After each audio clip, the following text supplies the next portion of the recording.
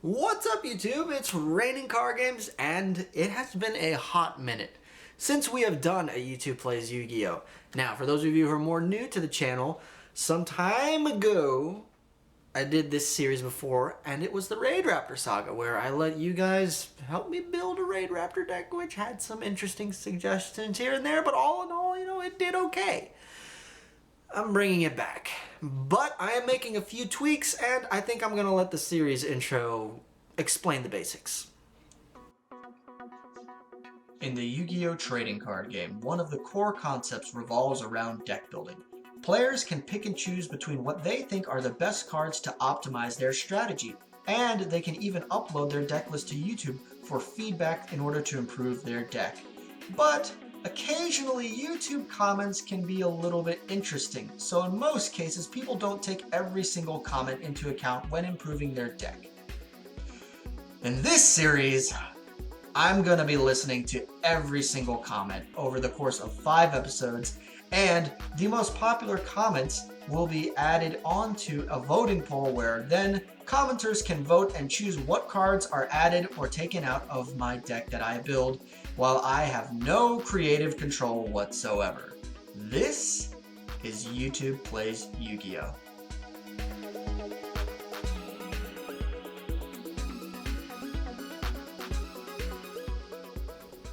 So now that you guys have the general idea of how the series works, I'm just going to elaborate a little bit more just to make sure everything's clear and everyone's on board on what on earth is going on. Each week after I finish the episode, so after today, we will apply the rules of the series. You guys are allowed to go down in the comments below and suggest changes that you would like to see to the deck. Now, I will only be using a main deck and an extra deck since these are only single games that we are playing in this series, so there will be no side deck suggestions. So, when you do suggest a card for adding into the deck, make sure to include the card I am taking out. I cannot have an 80 card deck. This was, I remember last time I did YouTube Plays Yu-Gi-Oh! Even when I keep on constantly telling you guys, what card would you like me to take out? And say, play that card. Tell me what you want. Use it.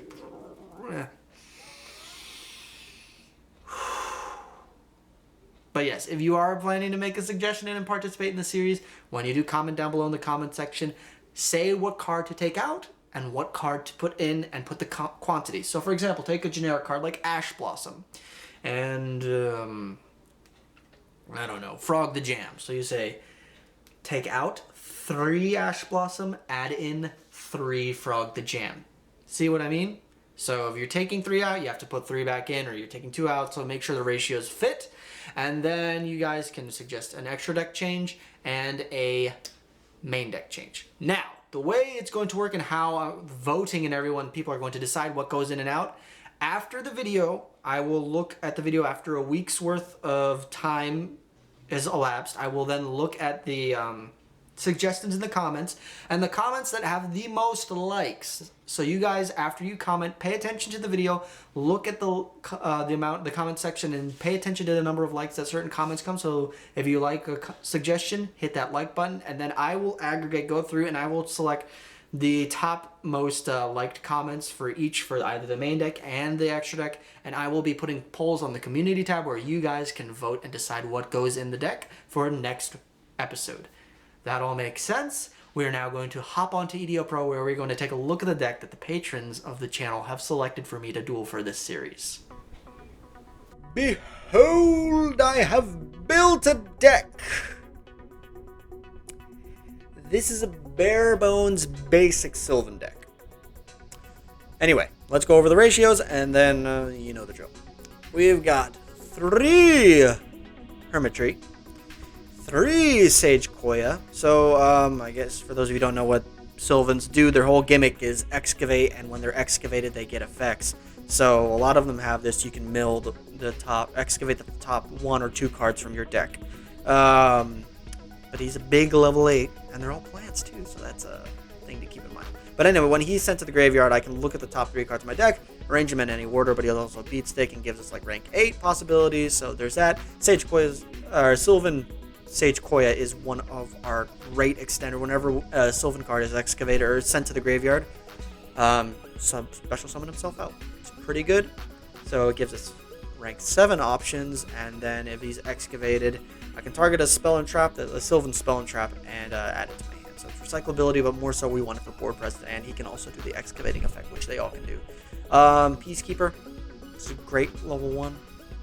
And when its excavating effect is basically I can summon a graveyard plant, a plant that's level 4 or lower to graveyard, so it's great for extending plays. We love to mill this guy. Princess Sprout is an interesting one. So I can tribute this card to excavate the top card of my deck, send it to the graveyard, and place a Sprout monster on top of my graveyard on top of the deck, so it helps recyclability. It helps get cards that we'll get into later that are really important for the strategy. And then if she is excavated, she can special summon herself out and make herself either a level from 1 to 8, so that gives us great Xyz potential. So we're running 2 of her. One of Flower Knight. It's really just for the normal. It's a beefy normal summon that we can excavate, and if it is excavated, I can basically stack my deck, so it's okay. Martial Leaf. Same thing, excavated effect, but when he's excavated, target and destroy a monster. That may come up. You never know. Snapdrasanagan, I think that's how you pronounce it. I don't know. I'm not really familiar with Sylvan, so this is going to be a learning experience for me too. If this card is sent from field or hand to the graveyard, I can excavate the deck, and that's pretty good. And then also, if this card is excavated, I can... excuse me, if this card is activated and sent to the graveyard by a card effect, you can activate the top card of your deck, and if it's plants monster, send it to the graveyard. So it's like a kind of an extra extension of excavation, if that makes sense. Kumashrumo is basically a spell trap card pop when he's excavated, but he's a flip effect kind of, but I can activate up to 5 cards if he's flip face up. That is not, in the modern game, that's kind of slow, but the spell and trap pop is relevant, especially in the format. Cherub Sprout. We excavate him, we summon a plant monster from the deck. Yes, please. Lone Fire Blossom. This is a plant deck, so spam plants out. This is pretty good.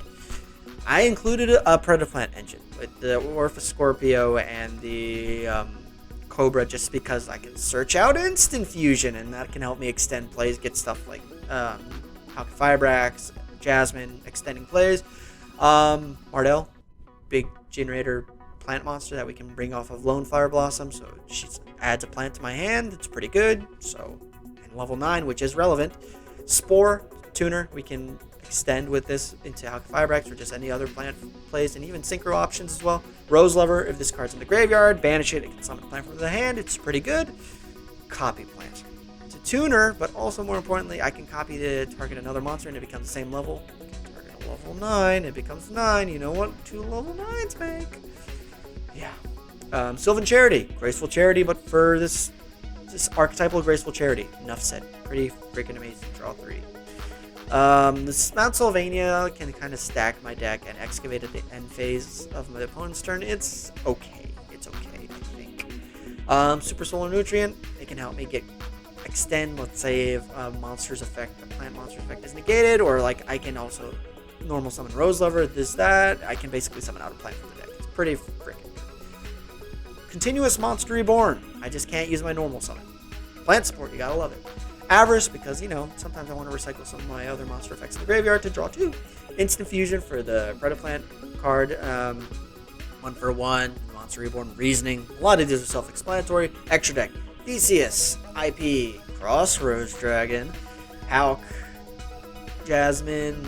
Mech Knight Crusadia for Max. Princess Sprite. Aurea. Azel, I think. Aslay. Alsay. I'm new to Sylvans. Ingirsu, Hope Harbinger,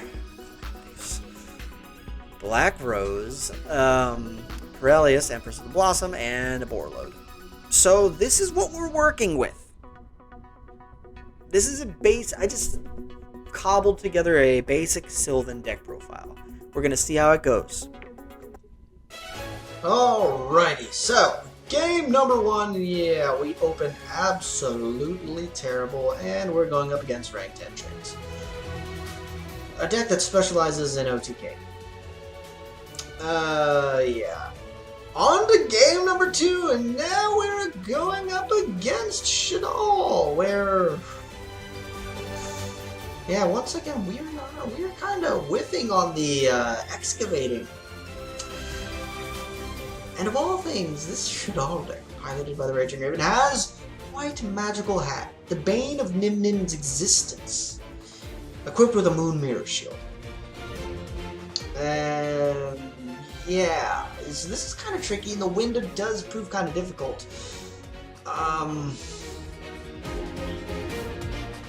Yeah, no, I really have nothing. I don't currently have an answer to window. I just wall up and just hope that I draw an out, i.e. a monster reborn of some kind, or a Sylvan charity, and my Lone Fire Blossom has enough to get me into my Generator boss monster, which can then just beat over the Squamata, because now that I have the bigger monster, I don't have to worry about too much special summoning thanks to Winda's effect. And once I have enough to push over the Winda, I can then bring out my Crossroads Dragon, which I'm hoping to nuke the field with a happy Black Rose Dragon until I come to the poor realization that it missed the timing because of the chain links with the Shadal monsters. Oh, don't you just love missing the timing? I wish that's something that Konami would just say, yeah, this doesn't exist anymore. When and if, it doesn't matter. But unfortunately it does, and we are now on the ropes, and we lose. Game number 3, we're going up against Flower Guardians. They kind of whiffed on their first opening turn, which means we are free to get in some big damage. And we do exactly that with 2 of our Hemitrees. We were able to go in, and then stupidly I misclick with the Asshole rank 8, and I did not mean to shuffle him back into the extra deck, which leaves me now wide open, which is not good. Ideally, what I should have ended on was either something like a Hope Harbinger or anything, any other rank 8, or even have just left him on there, but I don't know, I'm still learning the deck. But this is also where you guys come in afterwards, where you can help fix this, but it's okay. Yeah, we have no interruptions. We have no form of interaction with our opponent. I honestly have no idea what Flower Guardians do whatsoever. I know they draw and special summon themselves out, and they end on a very big Synchro Monsters, which, yeah, pretty much happens. My top decks aren't great, and then I also have to deal with the Herald of the Arclight, which is unfortunate, so I have to normal summon my Marshal to beat over it just so that I don't have to worry about that negate, but I have nothing. Yeah, we're going to game number 4. This time, I can actually do not much, really. Yeah, this is kind of a recurring theme. My excavates have not been too good, and when I'm going up against Crusadia Kaiju, a deck that plays the poor man's Infinite Impermanence, Forbidden Chalice, yeah, it doesn't really matter. I'm going to get a lot of damage to the face. But I can beat over Regulates, thanks to my Lone Fire Blossom that I special summoned with Miracle Fertilizer, which is such a good card. Unfortunately, I'm not able to clear out his board, and with Kaiju's in the mix, it's a quick and easy O2K. So it all comes down to the last game. Can I scrape a win from my belt? Maybe. I may actually be able to end on a Crossroads pointing to a Spores, or I'm hoping that maybe this time around I won't miss timing with the Black Rose Field Nuke. And sure enough, it doesn't, and I'm able to bring him back out thanks to Crossroads Dragon effect, and he can't beat over Black Rose Dragon. Unfortunately, I don't have a follow-up. And the Shifty Boys start popping up and spamming the board. And yeah, and of course, there is an Invoked Envy, because Alistair the Invoker is in every single deck nowadays. But luckily for me, his plays with the invocation plays didn't pan out exactly as planned, but stupidly I beat over the Alistair, making his invocation live, which is no bueno. And yeah, I get it. My record ends 0-5.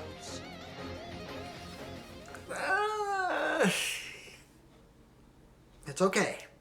This is a blank slate. This is episode 1. Not expecting blah, blah, blah. I have built just a bare bones basic deck, and now I turn it over to you guys. Now that you guys have seen me lose every single game, what can I do to fix this deck? And as always, remember, leave a like and a comment and a subscribe, and I will see you guys next time.